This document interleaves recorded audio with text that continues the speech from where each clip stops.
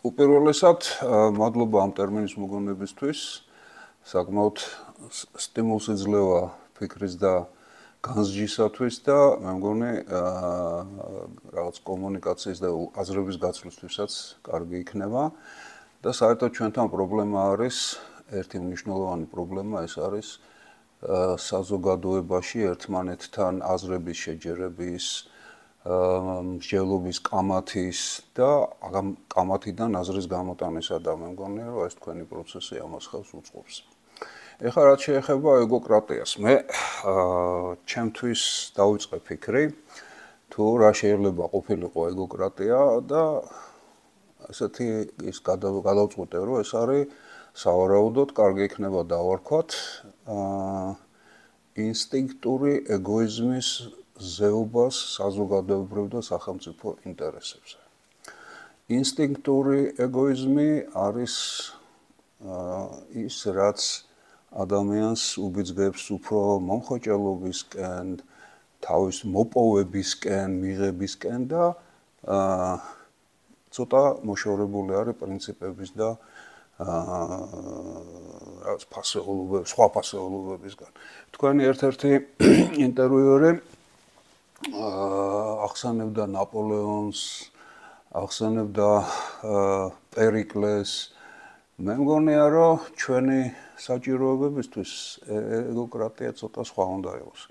ეხლა ნაპოლეონი იყო სხვა განზომილების ადამიანი, მას ეგო ჰქონდა უდიდესი, რომელიც შიგნიდან ამოძრავებდა და ეს მართავდა უდიდეს ქვეყანას, მართავდა ისეთ მინისტრებს, როგორიც იყვნენ, რა ვიცი, ტალერანი, ფუშე, მის გარშემო იყვნენ უდიდესი მეცნიერები, ლაპლასი, ლაგრანჟი, ფურიე, რა ვიცი, ბევრი სხვა, ბერთოლე, რა ვიცი, ასე შემდეგ და ყავდა ფანტასტიკური გენერლები და მარშლები, რომლებიც, რა ვიცი, მიურატიდან დაწყებული, ბერნადოტი, რომელიც შვედეთის მეფე გახდა, ამას ყველაფერს მართვა ჭირდებოდა და დიდი პირადი ეგო და დიდი პირადი სიძლიერე.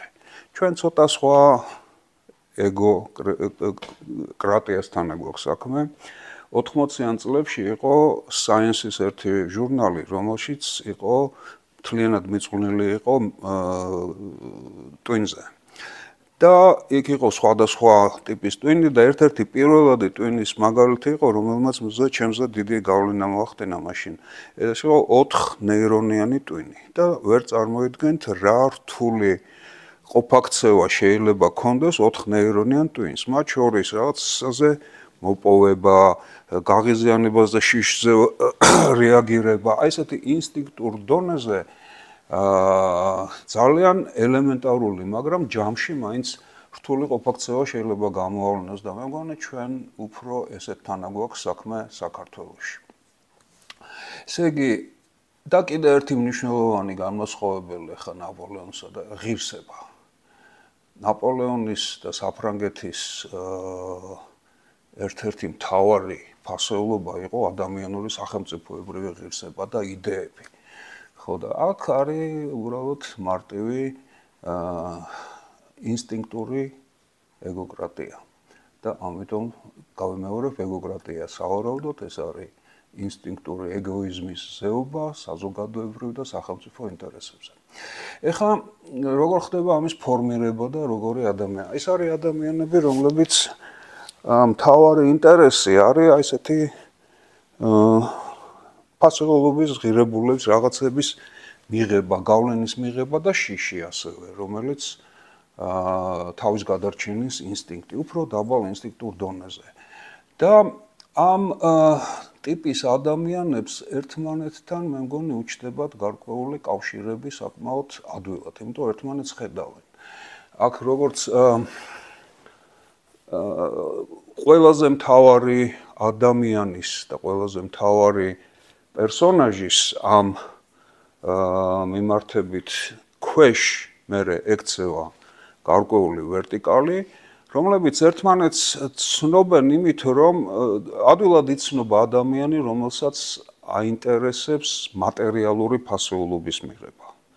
და ნაკლებად აინტერესებს ესეთი რაღაცები, როგორც არის, თქვათ, თავისუფლება, სახელმწიფოს განვითარება, თანასწორობა, მიმტევებლობა, რა ვიცი, ბევრი სხვა რაღაცა. ხო, აი, ესეთი ადამიანები ერთმანეთთან ადვილად ექცევიან კავშირებში. ეს არის ეგრეთ წოდებული, აი ფასეულობითი დაკავშირება, როდესაც ერთი განაპირობებს მეორეს მიერ აი ამ სარგებლის მიღებას და მე ესეთი ამ სარგებლების ვერტიკალი ეწყობა და სავარაუდოდ ჩემი ასეთი თეორიული მსჯელობით ეწყობა ის ეგოკრატიული სისტემა, რომელთანაც ჩვენ დიდწილად გვაქვს ეხლა საქმე ჩვენს ქვეყანაში. აქ თუ გაიხსენებთ იგივე ჩვენი ბოლო წლების ისტორიას, ეს არის გარკვეული გადარჩევის პროცესი ხდება. იმიტომ რომ ესეთი ადამიანები, რომლებსაც აი ესეთი მერკანტილური ინტერესები აქვთ ერთმანეთთან, ხო? ბუნებრივად იშორებენ მერე იმ სხვებს, რომლებსაც უფრო ფართო საზოგადოებრივი, სახელმწიფოებრივი ფასეულობებზე დაყრდნობილი ინტერესები აქვთ და შესაბამისად მე მგონია, რომ ესეთი ხდება ბუნებრივი გადარჩევა. მერე სახელმწიფო ვერტიკალში უკვე ხდება იმ ზემო და დონეებიდან მოპოვებული ფასეულობების გადანაწილება, კონტროლის გადანაწილება. იმიტომ რომ სახელმწიფო აპარატში, როდესაც სახელმწიფო სისტემაში, როდესაც ხდება ესეთი ხალხის უმეტესი ნაწილი, ხო? იქ მერე ხელი მიუწვდებათ სახელმწიფოს რესურსებზე, ჩვენს მიწა-წყალზე, ჩვენი ქვეყნის მომავალზე, საბიუჯეტო შემოსავლებზე, არ მიღებულ და მომავალ საბიუჯეტო შემოსავლებზე შეუძლიათ ვალი აიღონ ასე შემდეგ და ძალიან სამწუხაროდ ეს ამ რესურსების დიდი ნაწილის გადანაწილება მერე ხდება სწორედ აი ამ კერძო ინტერესებზე, კერძო დაქვემდებარებულ ერთმანეთთან დაქვემდებარებულ კავშირებზე და ერთიანი ესეთი სისტემა იქნება, რომელიც ჩადის სულ ზედა დონეებიდან, ჩადის რეგიონულ დონეებზე, იქნება პატარა ფეოდალური სტრუქტურების მაგვარი ურთიერთობები, როდესაც აი ეს გავლენის პატარა ბობულა ფეოდალები თავის ქვევით ავრცელებენ ამას და ეს დადის უკვე სულ ქვედა დონეზე, დადის მეზოვის დონეზე, რომელმაც შეიძლება მიიღოს, თქვათ, ხელფასი დაინიშნოს მეზოედ ისე რომ არ მოთხოვონ მუშაობა და საბოლოო ჯამში ამორჩეველმა, რომელიც შეიძლება კარტოფილი იქნება თუ რაღაც ყვადაღებული სხვა დახმარებები, აი მის დონეზე დადის. და როდესაც ესეთი სისტემა იქმნება და უკვე დამკვიდრებულია და როდესაც მთელ საზოგადოებაში დომინირებს აი ეს პირადი ეგოცენტრული მერკანტილური ინტერესი, საზოგადოებრივი ინტერესი და სახელმწიფოებრივი ინტერესი უფრო ზევით, აი ამას ვეძახი მე თქვენის ნებართვით ეგოკრატიას. ეხლა შედეგები როგორია? შედეგები არის საკმაოდ ცუდი სახელმწიფოს თვალსაზრისით, იმიტომ რომ ხდება გადანაწილება თანამდებობებისა სახელმწიფო სტრუქტურებში, მაგალითად, თავიანთი ხალხის დანიშნა, რომლებიც ინიშნებიან არა პროფესიული ნიშნით, არამედ ინიშნებიან ლოიალობის ნიშნით. აქ ხო არის გაცვლა, ესე იგი, მე შენ გაძლევ სარგებელს შენი ლოიალობის სანაცვლოდ.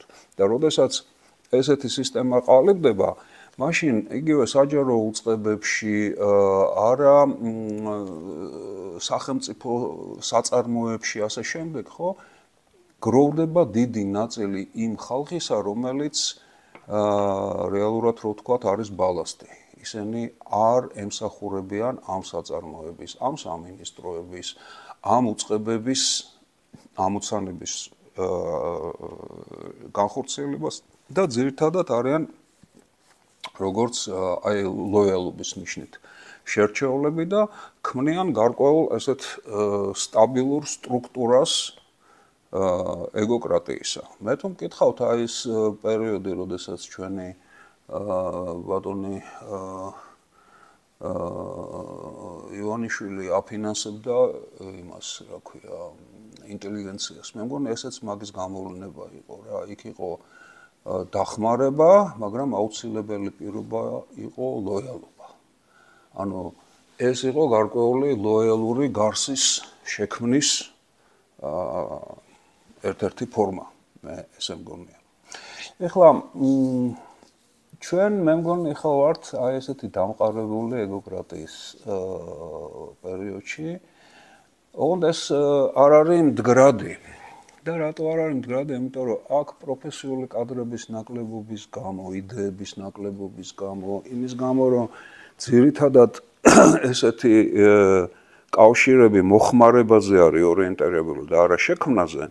ამიტომ ეს გარკვეულწილად ესეთი უფრო პარაზიტული წარმონაქმნია და მე მინდა ხაზი გაუსვა, რომ ეს პროცესი არ არის მარტო აი ჩვენი ეხლა დღევანდელი მთავრობის მახასიათებელი წინა და საერთოდ ყველა მთავრობის საბჭოთა კავშირის დროსაც ეს პროცესი მუდმივად მიმდინარეობს და ერთ-ერთი საფუძველი აი იმ ცნობილი გამონათქვამისა, რომ საცვალე და მთავრობა უნდა გამოიცვალო ხშირად ერთი და იგივე მიზნით.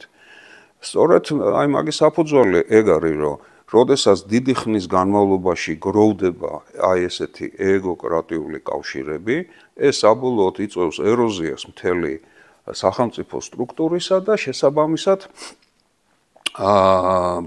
მისი ქმედითუნარიანობის, მისი განვითარების, მისი წინსვლის შეჩერების წინაპირობა, რაც მერე ყველა დანარჩენ ადამიანებზე გადადის და ერთი კიდე თავისებურება, რომ ესეთი ხალხი, როდესაც ისინი ამ სტრუქტურებში მოექცევიან, ნელ-ნელა განდევნიან პროფესიონალებს, განდევნიან საქმის მკეთებლებს და ამის მოსწრეები ვართ, იმიტომ რომ ბევრი ჩვენი თანამოქალაქე, ვინც ქმედითი ადამიანი, შემოქმედებითი ახლის შექმნა შეუძლიათ, დიდი ნაწილი მათი საზღვარგარეთ გარბის და დიდი ნაწილი ტოვებს სხვათა შორის ასევე საჯარო სამსახურებს და ეს არის ყველასთვის ცუდი, ძალიან ცუდი და თავად ამ ხალხისთვისაც არის ცუდი.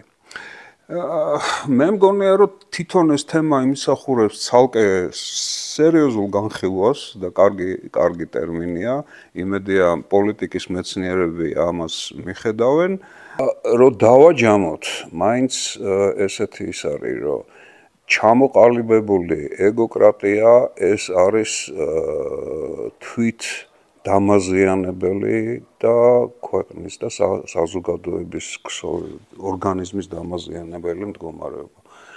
ამიტომ არის საჭირო ძალისხმევა და რაც შეიძლება მეტი, რომ ეს სისტემა უნდა შეიცვალოს, სისტემა უნდა შეიცვალოს საფუძვლიანი და უნდა მაქსიმალურად გავაგებინოთ იმ ხალხს, ვინც ამ ეგოკრატიული პირამიდის ქვედა დონეებზეა, ვისაც ნარჩენები რჩებათ, იმიტომ რომ ისინი იქნებიან მერე პირველი მსხვერპლი იმ დეფიციტისა, რომელიც გაჩნდება ამ სისტემაში, იმის გამო, რომ აქ არ არის პროფესიული წინსვლის, ინოვაციის განვითარების საშუალება. ეს მხოლოდ თავის რესურსების ამოწურვაზე და მოხმარებაზე მიმართული სისტემაა და ამას მომავალი არ აქვს. მოდით უკეთესი ქვეყანა ავაშენოთ.